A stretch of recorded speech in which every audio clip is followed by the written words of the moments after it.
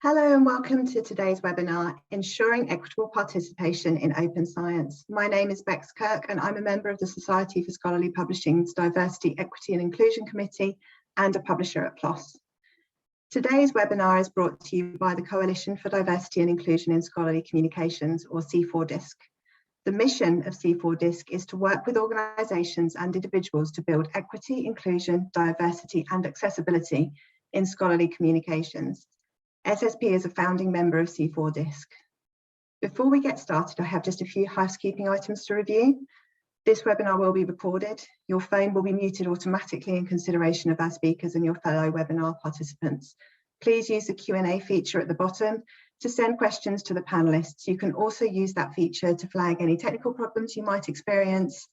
We'll be looking to answer questions at the end of the short presentations from the speakers, as part of what we hope will be a lively discussion. It is now my pleasure to introduce our moderator and speakers for today.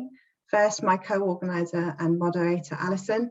Alison Leung is also a member of the Society for Scholarly Publications Diversity, Equity and Inclusion Committee and is the Manager of Product Development at the American Chemical Society, where she oversees a portfolio of products designed to support and enhance the experiences of authors and reviewers, including Reviewer Lab and Chem Archive. Our first speaker will be Dr. Haseeb Irfanullah. Haseeb is a biologist turned development facilitator who often introduces himself as a research enthusiast. Over the past 2 decades, he has worked for different international development organisations, academic institutions, donors, and the government of Bangladesh in different capacities. Currently, Haseeb is an independent consultant on environment, climate change, and research systems. He is also a visiting research fellow of the Centre for Sustainable Development of the University of Liberal Arts, Bangladesh. Haseeb is on the editorial board of ALPS Learned Publishing and an INASP associate. He writes articles and thought pieces on scholarly systems and is a chef on the Scholarly Kitchen. Haseeb has a PhD in aquatic ecology from the University of Liverpool, UK. Our second speaker is Professor Ariana Becerro Garcia. Ariana is a full-time professor researcher at the Autonomous University of the State of Mexico and member of the National System of Researchers of Mexico. Excuse me. She holds a PhD and MSc in Computer Science Tecnológico de Monterrey, Mexico. She also holds a BA in Computer Engineering UAEM. She's part of the founding team of the Network of Scientific Journals from Latin America and the Caribbean, Spain and Portugal, REDALEC, where she is the current executive director. She is founder and president of America Conocimiento Abierto SC and co-founder of the Red Mexicana de Repositorios Institucionales, Mexican network of institutional repositories. She's a member of the steering committee of Invest in Open Infrastructure and board member in the Global Sustainability Coalition for Open Science Services. She is also part of the Council of the Directory of Open Access Journals. Our last speaker will be Laura Hanscom. Laura was named the Department Head for Scholarly Communications and Collection Strategy in the MIT Libraries in April 2021 and is the leader of their negotiations team. Prior to that, she was their Scholarly Communications and Licensing Librarian from 2016, and much of her work focused on learning about the challenges facing global scholarly communication systems. She started her library career in interlibrary loan at the London School of Economics and was the digital repository administrator at City University London Library. Prior to coming to MIT, she served as the Scholarly Communications Librarian at Salisbury University in Maryland. And with that, and excuse me for the fumbles, I'll turn it over to you, Dr. Irfanullah. Thank you, Rebecca. It's good to be on this panel. Today we will be discussing on how can we ensure equitable participation in open science. Whenever I listen to something open science, open research, open data, open peer review, sometimes I wonder how we got it closed. So without getting into that debate, one important point is if we want to enhance open science or open research, one of the major reasons would be equity, no doubt about it. But if we are talking about making open science equitable, who is going to do it? Who is going to facilitate the process? For whom? And what are the areas we need to intervene? Over the next few minutes, I will be touching upon 4 areas to explain my thoughts or understanding. First is accessibility. We all know that research starts with accessing the past research. And if I focus on what is happening in the global south, now we call it lower middle income countries. Over the last 3 decades, big institutions like FAO, WHO, they are trying their best to bring together the global research to the global south. And there have been quite a few fantastic projects. We all know about it, Hinari Agora, and bringing all together under Research for Life 20 years back almost. And they did fantastic job, isn't it? Hundreds and thousands of articles are now available to 125 countries. And their demand is still quite evident. I think earlier this year, the study that was done on Research for Life's impact and effectiveness.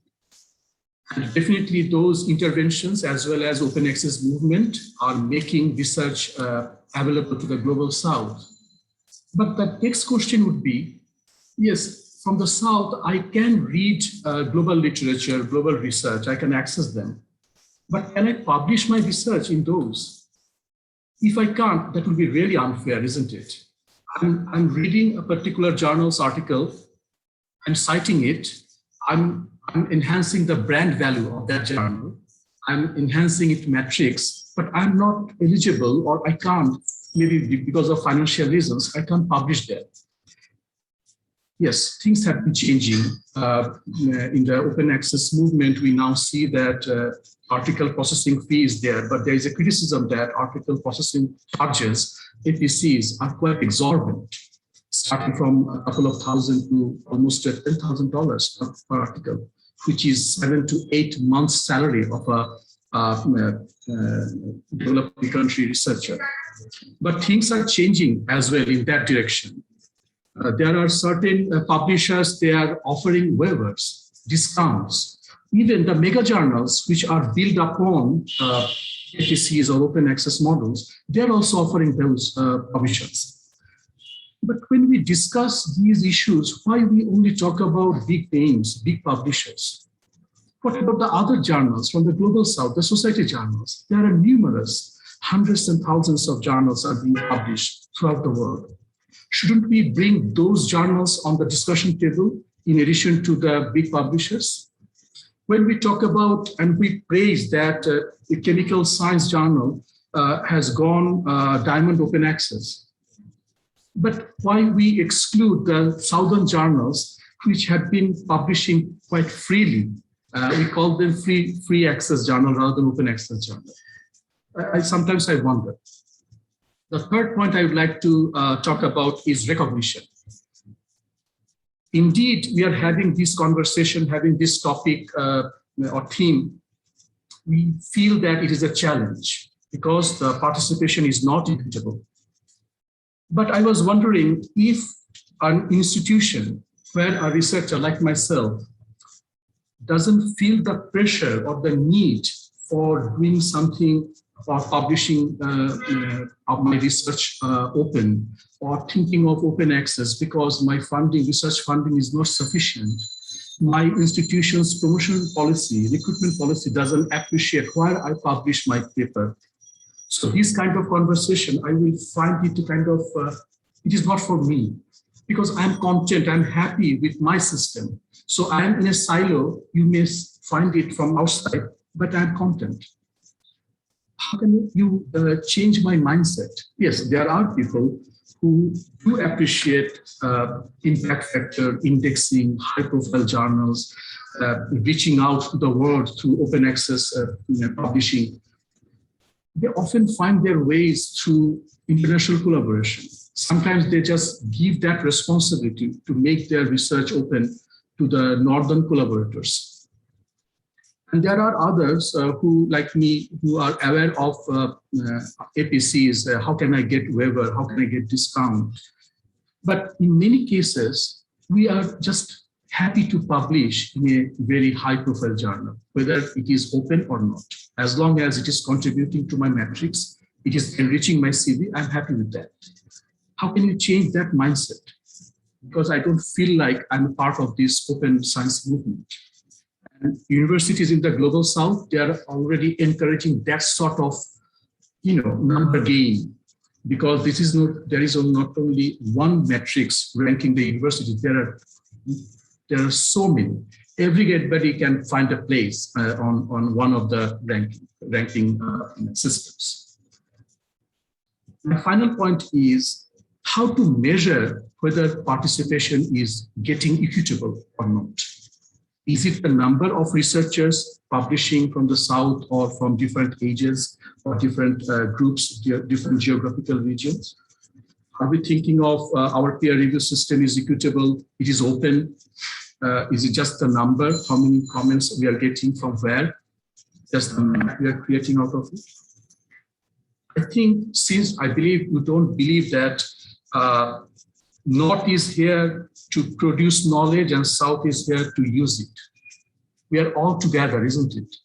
If we are all together, in that case, the conversation that we have been having in the North regarding open science in the Western countries, it shouldn't be, the narrative shouldn't be North is pulling the South closer to it or calling it to join the effort. We need to find a middle ground where we can discuss, we can have our dialogue. So I would like to conclude by urging the publishers and societies and coalitions like C4DIS to organize regional dialogues, identifying regional partners, so that we can contextualize our understanding of open science, open research, open access. And we can discuss the structural problems there, which is hindering the South or other geographical regions or countries to join in the effort of making science open. We have to do it. We can't shy away from that. Those structural changes is much needed. And we who are the stakeholders of scholarly publishing, we definitely, if we believe that research communication is the building block of research impact, and research impact, to have research impact, we need open science, we must come forward and reduce this gap, geographical and others. I should stop here. Thank you very much.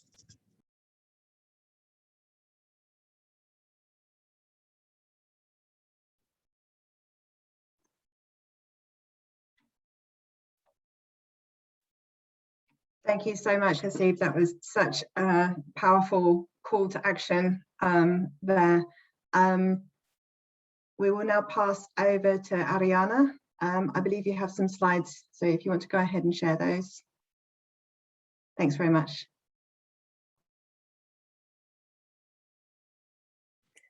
Thank you very much. I hope you can see my slides now.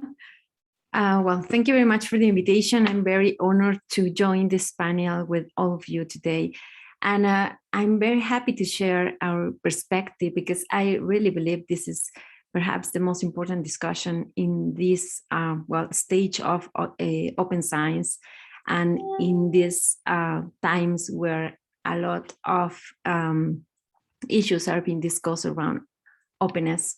So from my perspective, the discussion on openness should go beyond how to achieve openness, which I sometimes see in many other forums. It should focus on how to achieve a global conversation of science. And if we change the focus to that, then the axis of the discussion moves to how we can work towards equity, epistemic justice, biodiversity, and inclusion. So perhaps now that we are celebrating the 20 years of the Budapest Open Access Initiative, it's time to go beyond the discussion of closed versus open, and then focus the discussion on principles and values and the essence of scholarly communication. So because we really believe that this has to be done in order to accelerate the development of science. So it is I think we have a great opportunity right now to rethink, question, to deconstruct some of the bad practices or damaging practices that are that exist in our current system, and to construct and to take other models into account in order to evolve to a better future for the academy. So the idea is to focus on principles and values, to question the industry of prestige, the role of current technologies, which sometimes we have this discussion in separate forums, but for us it's just crucial because for the first time, I think, in the history of humanity, we have the opportunity to democratize the participation, the access, and the generation of knowledge. So technologies are enabling, are reshaping the playing field in this sense. And also we have to question the role of each actor in the process of generation and communication of knowledge, the role of libraries, the role of researchers, of policymakers, and well, decision makers at institutions, the role of coalitions, the role of initiatives, platforms, of open access, of open science in general.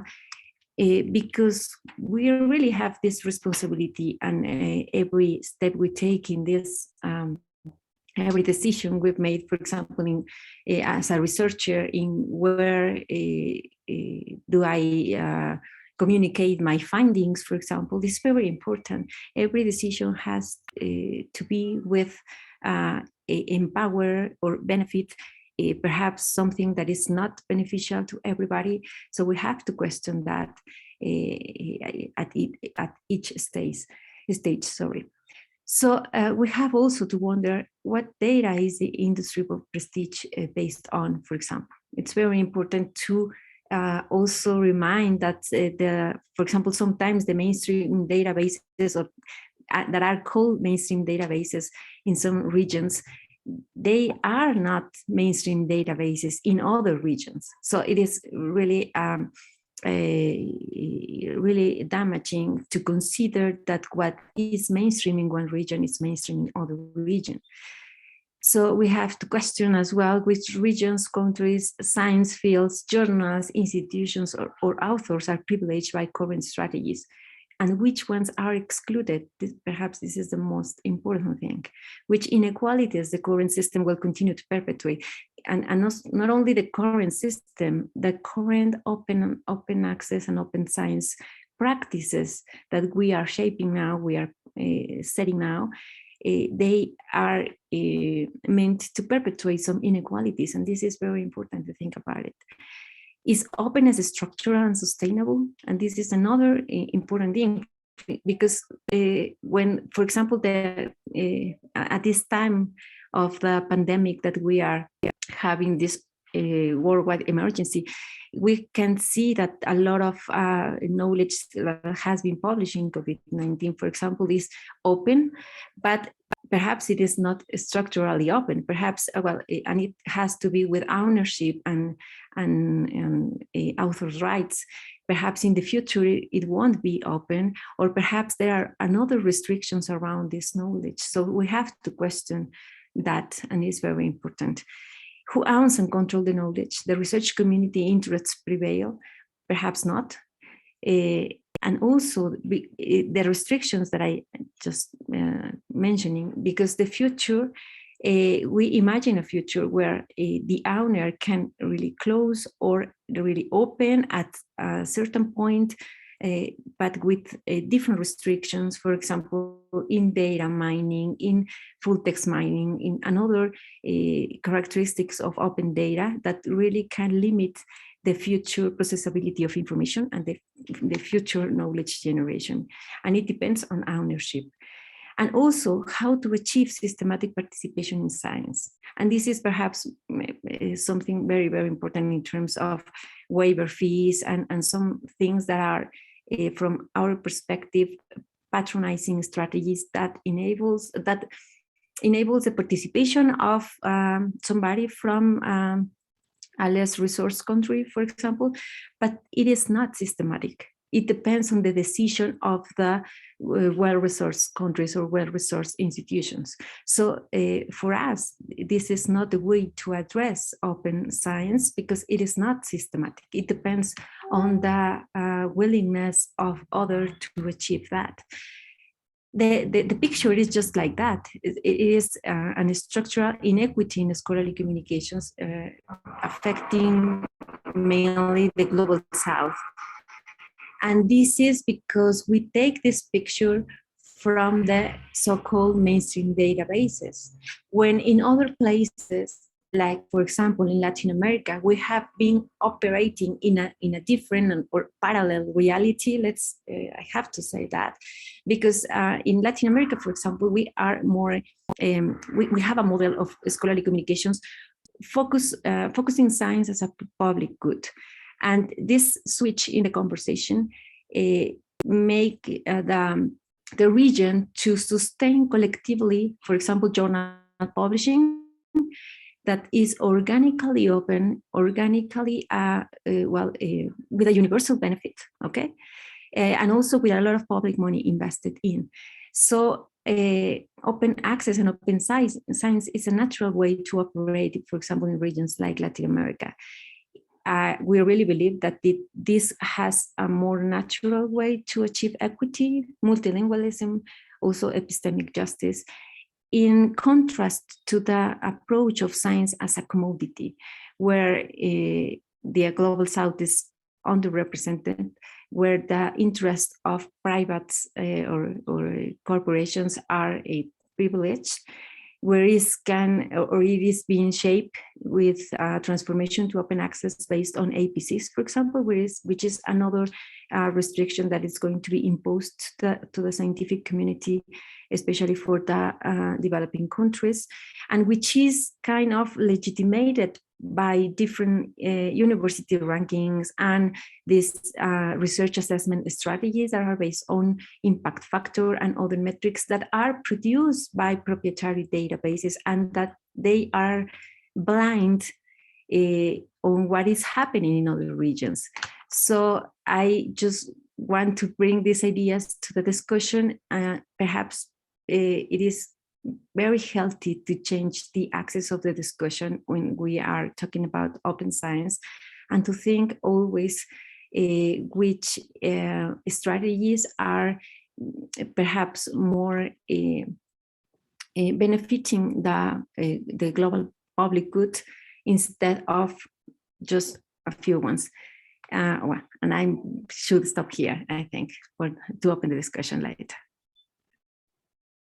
Thanks, Ariana. I think that's a great sort of ending point to take forward into that discussion, thinking of science as a public good and how open science can deliver on those goals. Our next speaker is Laura Hanscom to give us the librarian perspective.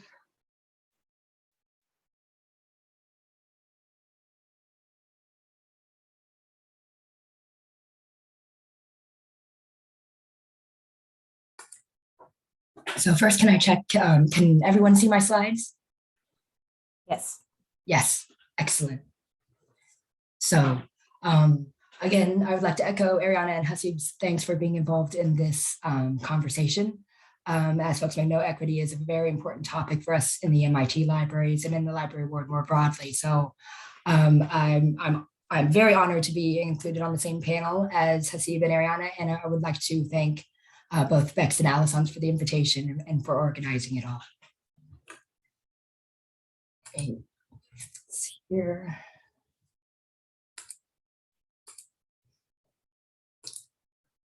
So kind of picking up on kind of the themes, and I promised the audience we did have an initial discussion, but we did not necessarily coordinate all of our comments. So carrying on from the insights and excellent analysis Hasib and Ariana have already given, I'm bringing back this concepts with maps because I think, one, they're fascinating things in general. They provide information about what it's depicting, but so much information is shown if you look at maps through history about who is creating the map and that creator's context. So there certainly maps have certain purposes. They're meant to be used in certain ways, either to give direction, to share certain kinds of information, definitely to influence. And in that influence of kind of, you can see as if you look at maps of the same area through history, you can learn so much more, almost more about the creators of those maps, not necessarily what they're trying to depict. So in thinking about this topic about of ensuring equity and open science and open scholarship, I think it's important to acknowledge that open access and open scholarship can be done and has been done in a large variety of ways. Our sense that the European and North American versions are the most visible, I would say that really depends on kind of where you're located. So other parts of the world have had a very long history of open access and doing in a way that sustainable benefits their disciplines, their regions, and their countries. And in many cases, we're just late to the party. So we're kind of like, oh, have you heard of this great idea of open access? And other parts of the world look at us and go, oh yeah, no, we've been doing that for a while. So I think it's important to recognize this when organizations like Red Lake and Cielo have been around and doing this kind of work excellently for a very long time. So, and as far as kind of also reiterating on this kind of concept of a one true way to do open access and open scholarship, I've been in many situations, sometimes in publisher negotiations, where they have tried to redefine open access as meaning only a gold article processing charge paid open access.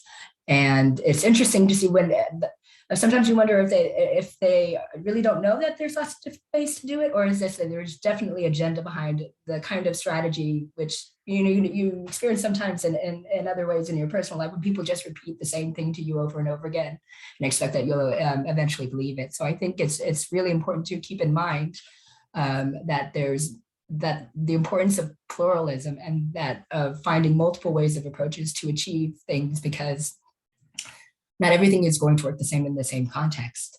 And in some cases where things are working very well, like Hasib mentioned about kind of what reason would an author in another part of the world have to get on board with this idea that doesn't benefit them in any way, when their own local systems are working just fine for them.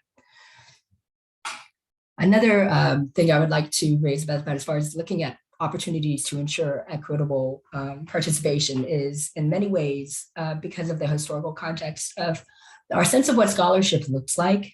What is the shape of it? It's long gone beyond the shape of the monograph, the journal article, the conference proceeding.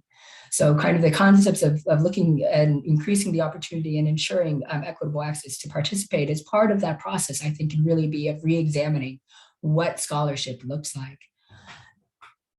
What are the things that we are useful for scholars to share amongst themselves for commentary and review, and kind of the ways that we disseminate that. So that's another kind of component I think is useful in these kind of conversations to kind of shake up the mental models that we're using, because they are still very much tied to our print concepts. So the combination of these things, not having a more comprehensive understanding of the variety of the form scholarship can take, and not enough awareness of what we've got going on in other places, leads to, and this is kind of the flip side of the map that Ariana was showing, the citations. So this is the work by the publications from each country in the Web of Science in 2016. When you're using tools that are based very much into certain kind of misconceptions about kind of the nature of the things that we're talking about, it can lead to a very distorted view of what scholarship looks like on a global scale. Our perception about the shape of things influences the tools that you use. So, and it has been mentioned before about many of the tools or the indexes being using, the lack of the ability to index in multiple languages or have that work represented is definitely something that leads to this kind of distortion of people's understanding of what does global scholarship like, what does scholarship look like in certain parts of the world. And so when you're using these tools to then again do more, to learn more about kind of the scholarship in other parts of the world, it affects the results in which you create, which perpetuates kind of the misshapenness of kind of people's understandings.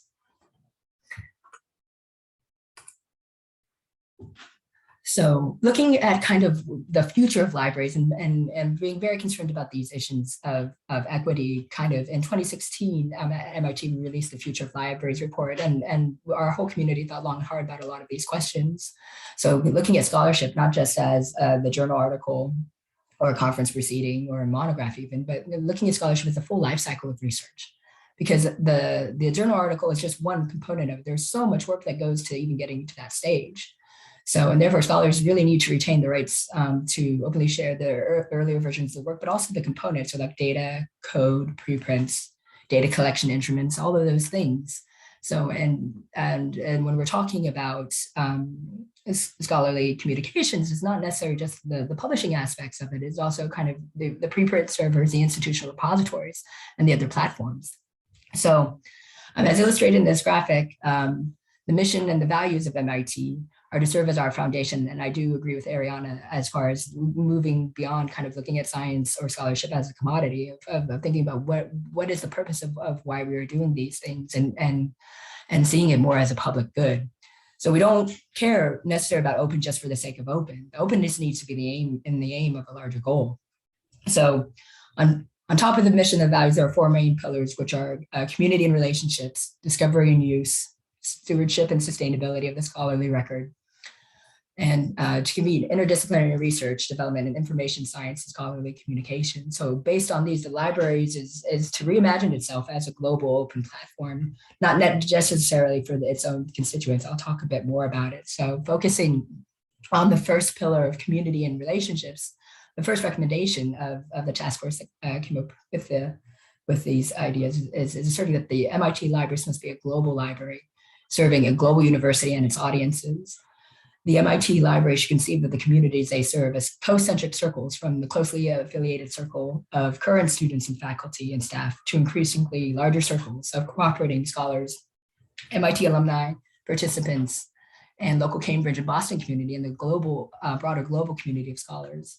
So, and importantly, it will require the library staff to align their work with serving that global audience, not just the individuals they encounter in person.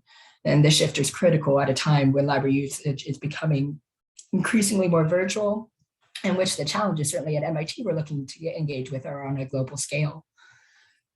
So kind of from 2016, we've been trying to reimagine kind of the community we're trying to serve is in these kind of co-centric circles. So because the library that's going to be able to meet the needs for both education and research in the future needs to shift away from considering only the needs of their own faculty and students. And we need a much more expansive view and understanding of the relationships that we have with our collaborators, those local to us, and the global communities that we interact with and are influenced by. So scholarship, as we've seen kind of similarly to how maps are created, scholarship does not exist in a vacuum. All those external forces still come into play, and we need to be very aware of that. So, and to learn what is necessary to solve the greatest challenges facing the world, we need to communicate with scholars, researchers, and students around the world. And for this to be effective, it needs to be a two-way conversation, similar to what Hasib was mentioning. And this work needs to be collaborative, else we're just still in an echo chamber, and kind of we really miss out on the opportunity. There's so much scholarship out there that hasn't been given the visibility that it deserves and can really push science and scholarship so much further than the current state that it's in. It is there and waiting. We just need to find the resolve to find a way to make it more discoverable and involve it in that more global conversation. So to start taking steps to ensuring equity and open scholarship, we need to take more of moving towards a more accurate view of the various shapes of scholarship and more awareness of the context of our current systems and the layered forces that are at play that make it challenging to see this clearly. And as Ariana says, we should focus on achieving a global conversation of scholarship. And that is something far more important, and let's be honest, much more interesting than focusing on just tweaking the old system in Europe and North America, so that the stuff that was behind the paywall in North America and Europe is now available to everyone to read. That's not particularly very interesting. Certainly this alone will not help us do a better job in tackling the global, and in many cases, the local issues that need to be addressed, or to expand our shared understanding on how the world works, how people work, and how this all fits together. So I think my voice has made it through to the end. Thank you so much for your time and attention, and I look forward to the discussion. Thank you.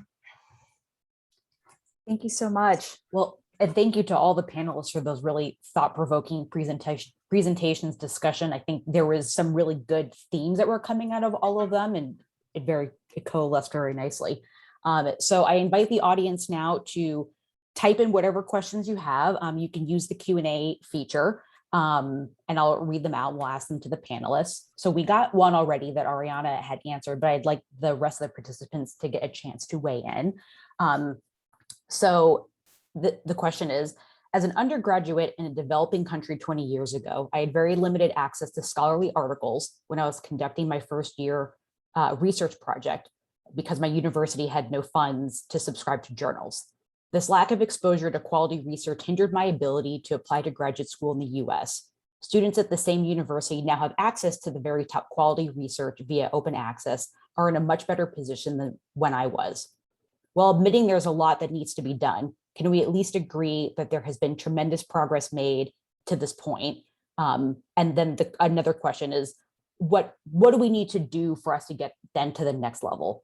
And Ariana, I know you typed in an answer. I don't know if you want to speak or if the other participants want to answer this question as well.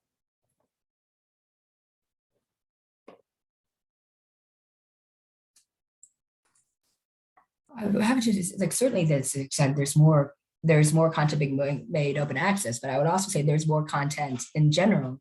So as far as the publish or perish mentality of the explosion of all of the kind of things that, yes, there is more open access, but there's more manuscripts, there's more text, but also the challenges as far as scholarship has gotten to a stage where it's gone kind of beyond that. There's the different components. So I think certainly a big challenge kind of for us in the libraries on collection strategy side is we're being asked to, like, what are the important parts of the scholarly record? And so it was if we are stuck in paying an unsustainable financial model for just the manuscript, kind of the text kind of stuff, how are we going to even begin to wrap our arms around the problem of all of these other really important components of the scholarly record that are necessary in order to be able to create reproducibility and verification? I mean, open scholarship in general has a huge reproducibility crisis that's been fueled by this huge. And so, like, it's definitely great that the situation is that more things are available to more people. But I think for the much more longer term picture of getting our arms around this more accurate and expansive understanding of scholarship, it also it's diverting. If all the funds are going over here and it's not being paid for in a fair and sustainable way, what are the chances of us doing what librarians and archivists and scholars really need? Are all these other new components, since technology has advanced so much that we're not even becoming close to really being able to give the time and attention that we need to.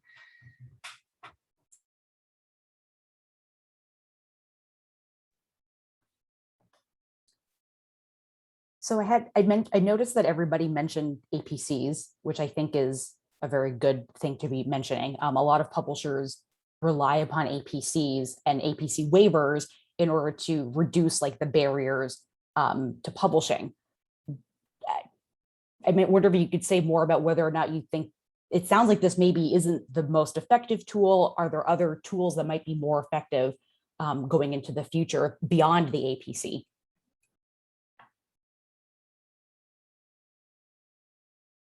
Yep, Ariana.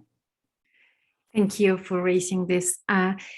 Well, for me, as I said before, these waiver strategies as a patronizing ways to try to, from the well-resourced entities to less resourced ones, to give the opportunity to publish in open access.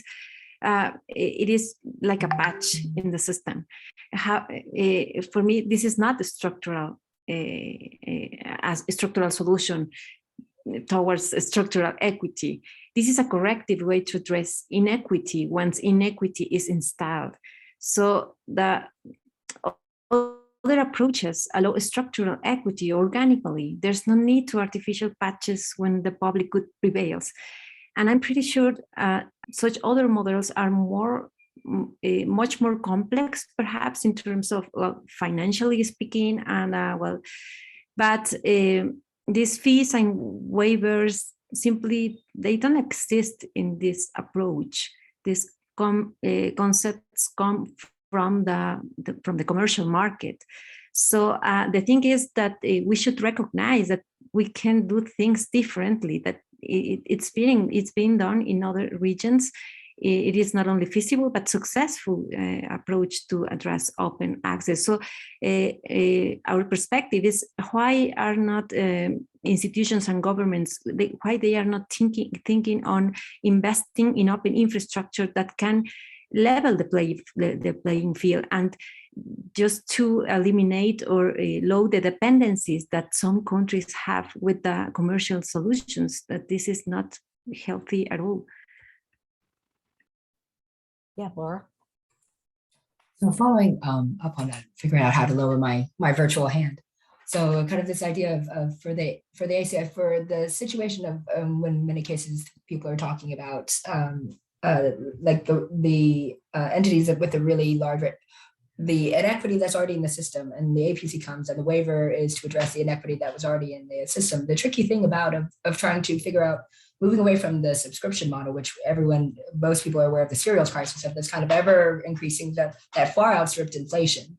So without getting some more transparency on the value added services that publishers and other third parties provide on top of kind of the scholarly community's work, without having more transparency on that, if you move the APCs, it's awesome, very much kind of, the amount of money a publisher was making on subscriptions, divide by the number of articles they put out, and then you've got your APC. So you've got exactly the same price point, but just in a different place. So in some ways, I appreciate that if we're trying to move away from the subscription model, we have to move away to something. But this is something, but it's also very much with the whole system, the previous system, still intact. So I think of trying to, and I think a lot of libraries and places around the world are pushing more for that transparency. And I think kind of because it's important to pay people a fair, if you value the work that they're providing, it's important to pay a fair and sustainable price, but we need to kind of know what that is. And I think it's kind of tricky of kind of figuring that out, because certainly through the subscription model, we kind of just let that kind of rise, right? Without asking those questions. And I think kind of the APC is useful in kind of saying, oh, there's something other than the subscription model, but it's not necessarily the best alternative out there for the sorts of the broader things that we want to achieve.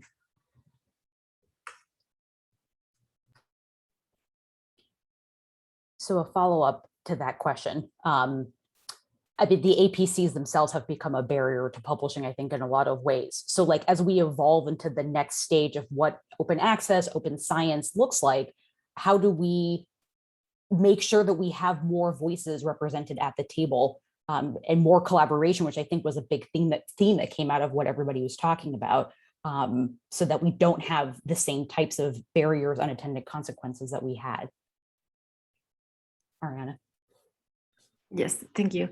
Just to address a point that Laura made, and I agree totally that the system is still intact in some places. So we have to see how the total amount of money that is being invested or spent in, for example, transformative agreements to eliminate paywalls is not really helping. It's not in a balance to what we have, we should be doing in terms of develop a community-driven infrastructure. So it has to be a balance on that, because we are seeing that the majority of funds and budgets are being directed in some regions to transformative agreements and big deals, and this is not helping in rebalance the system. So this is only reinforcing the current, perhaps the current bad practices that we've been into for many, many years.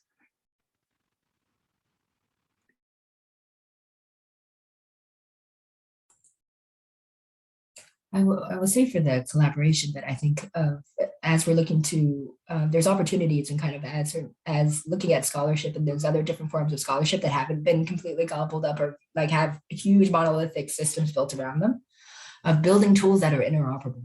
Not necessarily, no one tool is going to be able to meet the needs of every kind of scholarly component with different kind of data sets, but the ability for them to be interoperable, for them to communicate with it, to start breaking down these silos. So there is the opportunity for folks to start creating, whether it be libraries or scholars, systems that can, if if they're designed with collaboration and interoperability at the beginning, they have some basic standard metadata practices in it. We can really raise the visibility of a huge amount of scholarship that is incredible, but it's not really getting into kind of some of the larger systems.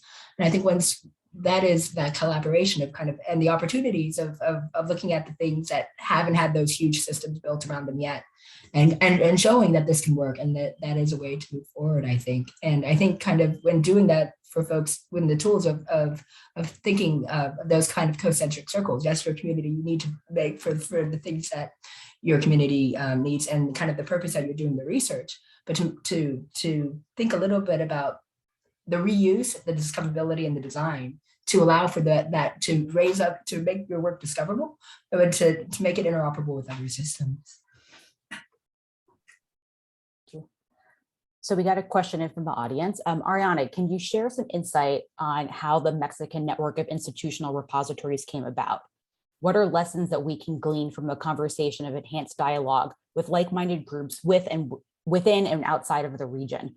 What's the best recipe for creating allyship and partnering with groups like Rememory?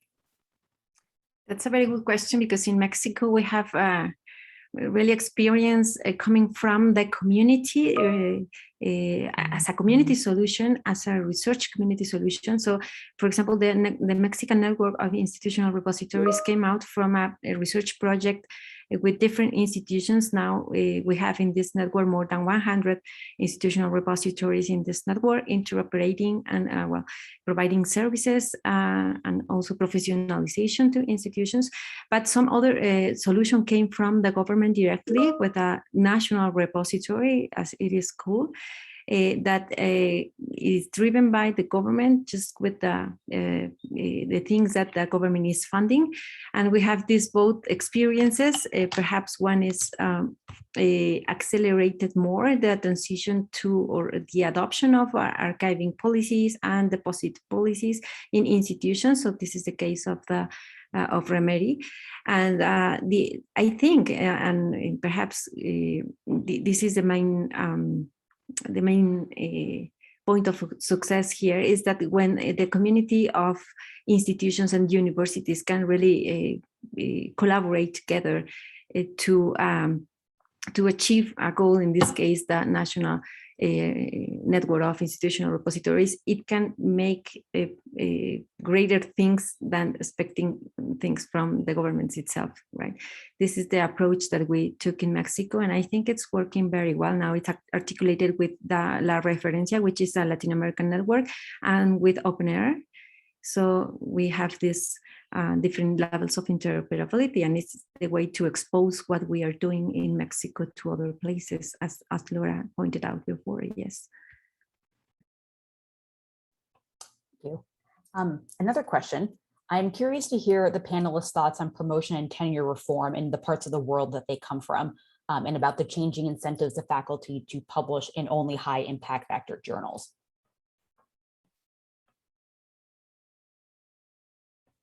Yep, Hasib. Thank you. I wear quite a few hats, including researcher. In my country or the other countries, I learn about those countries through the networks I am part of. Researchers don't often discuss these things in the way we are articulating it. Our calculation in those countries are quite simple. Can I submit it there? Are they asking for money? Forget about those terms, open access, APCs, this and that. It is just about, can I publish it for free? But the thing is, given that mindset, it is not only the researcher's mindset, the whole system. I did struggle to communicate the changing world of research communication to my senior, we call them the scholarly leaders. The understanding is really not that advanced. That's why the tenure system, the promotion system doesn't reflect what we have been discussing. In 2017, after probably 20, 30 years later, we tried to change the kind of a unified promotion rule by the university Grants Commission, the kind of apex body. They failed to change that because the rules or the criteria that were put therein, there were serious resistance from the teachers. It shows that although certain sectors, certain fractions, they are trying to make changes, but the whole system is lagging behind.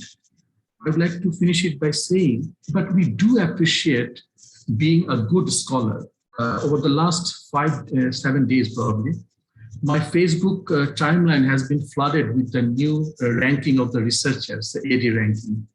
Oh my goodness, everybody is sharing their screenshot where they are ranked within the discipline, within the institution, within the country, and within the world. That's fantastic. So this is all about numbers. So sorry to reply to that. We don't necessarily separate by rules that high impact journals will be getting more appreciation. But during the interview board, the interview, they might be appreciating, they might be thinking about it, where have you published, but not necessarily it is written on the paper.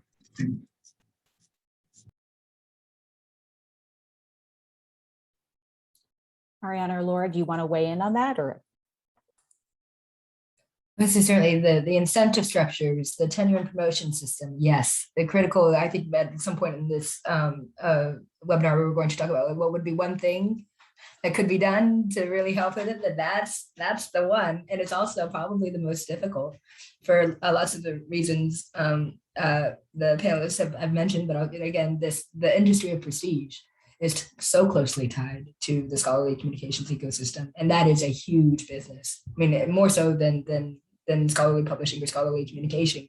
That is a much bigger circle within which the situation. So I think it's important for folks concerned about these kind of issues to see that broader connection. All of the forces that are affecting like inequality and say like gender diversity in faculty or all of those kind of things. These are all interrelated.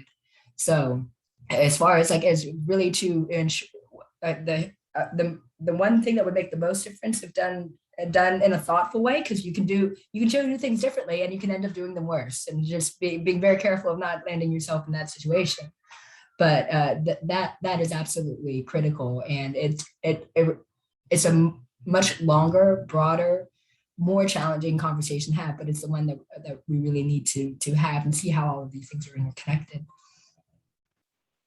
You know what Laura is saying? We used to have in Latin America, in many countries in Latin America, a local system of research assessment that were designed apart from or as an alternative of the mainstream databases and this industry of prestige that now it's being implemented in many countries.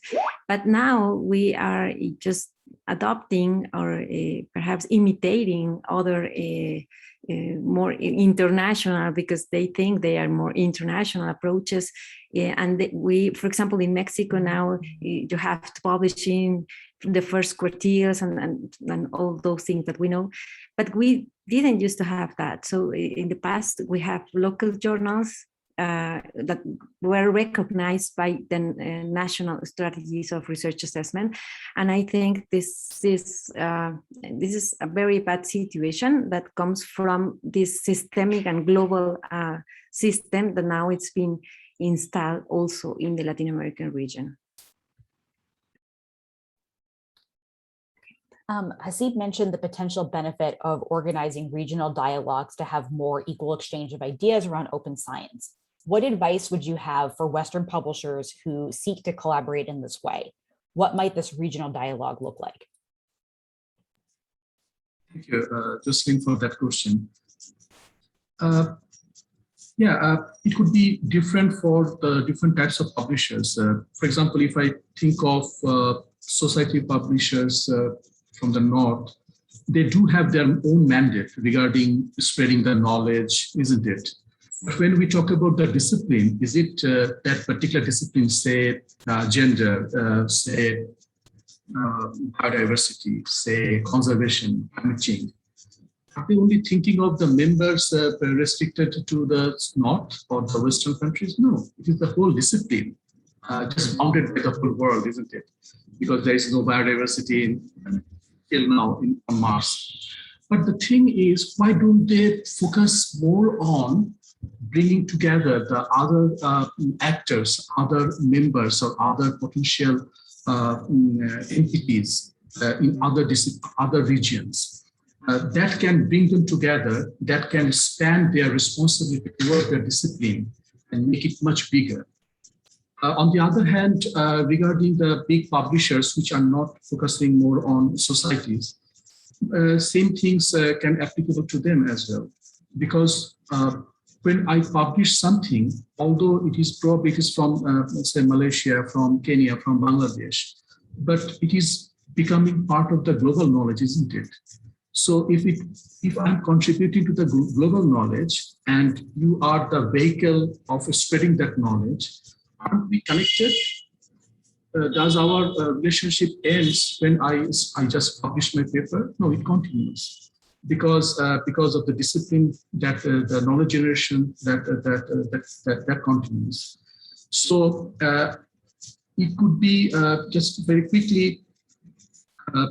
We need to contextualize the conversation that I have told that in my opening remark. We need to contextualize those discussions, whatever we are talking, and need to engage and translate them to the for the regional stakeholders or the members or the partners, because that is very important. Otherwise, that connection, that communication will not happen. That's why I am advocating for meeting in the middle ground. Thank you.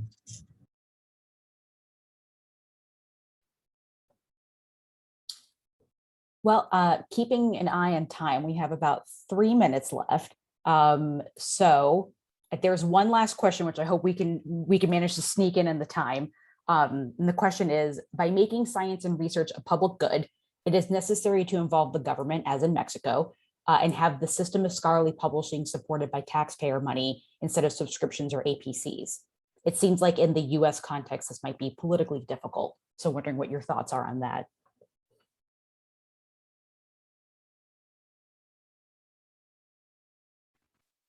Well, from my perspective, I think there are resources in universities, the same way the universities invest in research and knowledge generation. They have the possibility to invest in scholarly communication, but to invest in terms of creating or strengthening publishing, journal publishing, for example, and the institutional repositories and other ways to communicate their findings. So in this, just to think in a complex environment where every university, each university or institution provide these vehicles of communication like journals, then we can have a different ecosystem out of the market. The same way universities are in charge of generating knowledge and making research. So in this sense, from my perspective, it is a more complex system, but it can really prevent the adoption of commercial practices and really focus on research as public good. And this is the way Latin America has been operating, despite the fact that this system is not being recognized in some research assessment systems worldwide.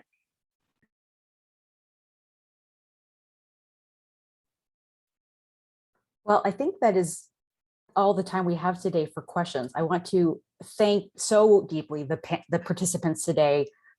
This was a really eye-opening discussion. It was a really interesting presentation. I think it got me thinking about a lot of different things. So thank you all thank you to Hasib, to Ariana, to Laura, and of course to Bex for participating. Today's webinar is recorded, and all the registrants are going to be sent a link to the recording when it is posted on the C4Disc website. And that concludes our session today. So thank you. Thank you. Thank you very much, everybody. Thank you very much. Thank you, everyone. Bye. Take care.